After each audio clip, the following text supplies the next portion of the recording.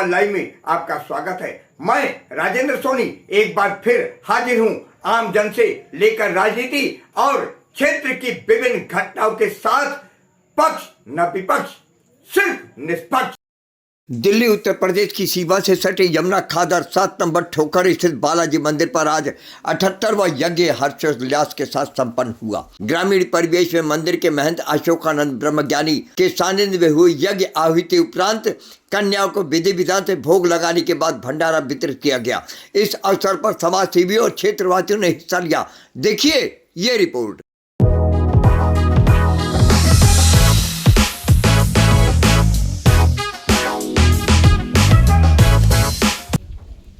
नमः स्वाहा। ओम अकाराय नमः स्वाहा।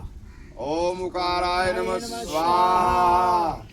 ओम मकाराय नमः स्वाहा। ओम सिकाराय नमः स्वाहा। ओम ब्रह्मनादाय नमः स्वाहा। ओम प्राणाय नमः स्वाहा। ओम अपानाय नमः स्वाहा। ओम उदानाय नमः स्वाहा। ओम समानाय नमः स्वाहा। ओम श्रीमन्महागणाधिपतये नमः स्वाहा। ओम श्रीमन्महागणाधिपतये नमः स्वाहा। ओम श्रीमन्महागणाधिपतये नमः स्वाहा। ओम उमामहेश्वराय नमः स्वाहा। ओम उमामहेश्वराय नमः स्वाहा। ओम उमामहेश्वराय नमः स्वाहा। ओम उमामहेश्वराय नमः स्वाहा। ओम उमामहेश्वराय नमः स्वाहा। ओम उमामहेश्वराय नमः स्वाहा। ओम हरि ओम गणान्त्वा गणपति गंगावामहे प्रियनान्त्वा प्रियपति गंगावामहे वसो मम जाने गर्भध्वं त्वां जासि श्रीमन्महागणाधिपतये नमः। ओम सहजयति सिन्दूरवदनो देवो यत्पादपङ्कजय स्मरणं वासारमरळीव तमसां रसिन्यास्नविघ्ननां सुमुखचैकदन्तकपिलो गजकर्णका लंबोदरस्य विकटो विघ्नासो विनायका धूमकेतुङ्गध्वजो बालचन्द्रो गजानन द्वैस्तानि नमानीय पठेशास्नुदपि विद्यारम्भे विवाहे च प्रवेशे निर्गमने तथा संग्रामे संकटे चैव विघ्नस्ताय न जायते। व्यासं वसिष्ठनाप्तारं शक्ते पौत्रकल्मषं पाराशरात्मजं वन्दे सुखतामतपोनिधं। व्यासाय विष्णुरूपाय व्यासरूपाय विष्णवे नमो वो ब्राह्मणनिधये वसिष्ठाय नमो नमः। ओम श्री नारायणाय विद्महे वायुपुत्राय ओम श्री नारायणाय विद्महे वासुदेवाय धीमहि तन्नो विष्णु प्रचोदयात्। ओम ऐं ह्रीं क्लीं चामुण्डाय विच्चे श्रीमन्महागणाधिपतये नमो शिवाय मूर्ति वासुदेवाय नमः। जय जय श्री राधे कृष्ण गोविंद हरे मुरारी हे नाथ नारायण वासुदेव। ओम भूर्भुवः स्वः ओम हुं जुं शां त्र्यंबकं यजामहे सुगंधिं पुष्पवर्धनम् उर्वारुकमिव बन्धनात्। ओम श्री उमा पार्वती पतये नमः। इसमें हाथ लगाओ सब लोग। उमा पार्वती पतये नमः स्वाहा। बोलो यज्ञ पुरुष भगवान के हर हर हर हर हर महादेव।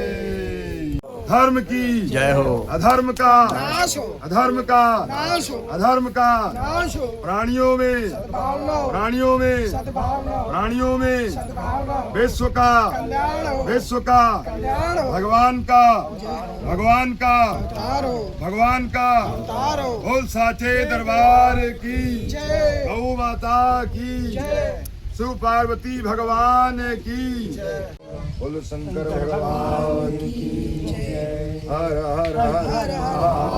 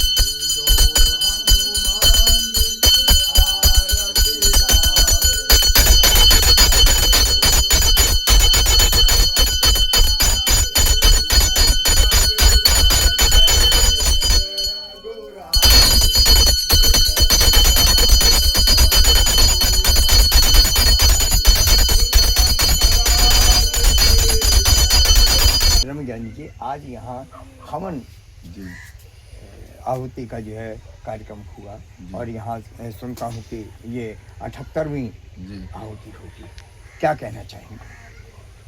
ये श्री बालाजी धाम मंदिर में मुझे 1.5 साल आए हुए हो गया और प्रत्येक नवमी तिथि में माता यहाँ स्वयं दर्शन देती है, किसी न किसी स्वरूप में वो स्वयं जो है मुझे आभास कराती है कि मैं इस रूप में हूँ, तो उसी रूप का पूजा होती है और उसी रूप का जो है भंडारा होता है। तो कन्या पूजन, यज्ञ, भोग, प्रसाद, भंडारा, इतना आयोजन यहाँ प्रत्येक नवमी तिथि में होता रहता है और इसी के सहारे सभी भक्तों को माँ की कृपा प्राप्त होती है। आज का जो दिन है 78वां भंडारा है और इसमें मतलब शिव पार्वती का ये भंडारा, मतलब शिव पार्वती ने दर्शन दिए जी, तो उन्हीं का भंडारा, ये प्रातः काल उनके दर्शन हुए, प्रातः काल ये जो भंडारा आएगी। जिस तरह सनातन धर्म को जागरूक किया जाता है उसके लिए आप क्या कहना चाहेंगे? बहुत सारे लोग हैं जो अपने धर्म से विमुख हो रहे हैं, उनके लिए क्या? सनातन धर्म की एक ही बात है कि हर कोई सुखी रहना चाहता है, तो सुख के लिए उसे साधना आवश्यक है। जब तक उसके जीवन में ओंकार गुरु का ज्ञान प्राप्त नहीं होता जी, तब तक उसे एहसास नहीं होगा कि मैं कौन हूँ, कहाँ से आया हूँ, क्या करना है और फिर मुझे जाना कहाँ है। ये 4 प्रश्न के उत्तर प्रत्येक जीवात्मा को अपना निर्धारित करना है, जो मनुष्य रूपी है। जिनको यह ज्ञान नहीं हुआ, बाहरी पूजा करते हैं, पूजा पाठ कर लेते हैं, लेकिन यह आंतरिक पूजा, अंतर्मुखी होना है। जब तक आंतरिक ज्ञान अपने अंतर आत्मा में आत्मदर्शन नहीं होगा, आत्मसात नहीं होगा, तब तक वो जीव जो है शांति को प्राप्त नहीं हो सकता है। और सनातन धर्म की बात है तो सनातन मतलब सनातन में ही आत्मज्ञान और ब्रह्म ज्ञान दिया जाता है और जो महापुरुष जो है भगवत प्राप्त हो चुके हैं उन्हीं के द्वारा यह ज्ञान मिलता है। अन्य किसी गुरु के द्वारा नहीं, बनावटी गुरु के द्वारा जो मतलब नाम खाली दे रहे हैं, कान में आपको बता दिया कि ये नाम लेना, उनके द्वारा वो चीज़ प्राप्त नहीं होगी। ये सृष्टि मायाजाल है और ऐसे बहुत सारे लोग हैं जो मायाजाल में फंसे हुए हैं। ऐसे लोग कैसे गुरु की तलाश करें जो उनका जो है भवसागर से तारण हो सके? बस इसका एक ही मार्गदर्शन है कि आज तो इस संसार में सब गुरु ही हैं, शिष्य तो बहुत कम ही है, परंतु गुरु वही है जो तत्काल हमें मन बुद्धि चित्त इंद्रियों से शांति प्राप्त करके दिखा दे। मतलब जो हमारी इंद्रियों पर, मन पर, बुद्धि पर, सब पर विजय प्राप्ति करा दे, तुरंत हमारे अंदर जितने विकार चल रहे हैं उससे तुरंत शांति दे दे, तो वही गुरु की शरण में जो है जा करके उसी ज्ञान को ग्रहण, ओंकार ज्ञान को ग्रहण करना चाहिए और उन्हीं के द्वारा जो है कल्याण और सुख शांति संभव है। त्यागी जी कहाँ से आए हैं? मैं मंडोला गांव से आया हूँ। बेसिकली मेरा गांव नानू है, मंडोला के पास, तो वहाँ से मैं हूँ और बाकी मैं LIC का काम करता हूँ और हमारे गुरुजी हैं, इनके साथ में 2022 से जुड़ा हुआ हूँ। अभी यहाँ भंडारा हो रहा था और आहुति हाँ जी, दी गई हाँ जी, और ये 78वीं आहुति है हाँ जी, इस मंदिर पर। हाँ जी। तो क्या कहना चाहेंगे, ये जो आहुतियाँ बराबर चल रही हैं जिसका लाभ हर छोटे बड़े को जनहित में दूर दूर तक पहुंचने वाला है, क्या कहना चाहेंगे ऐसी कुछ?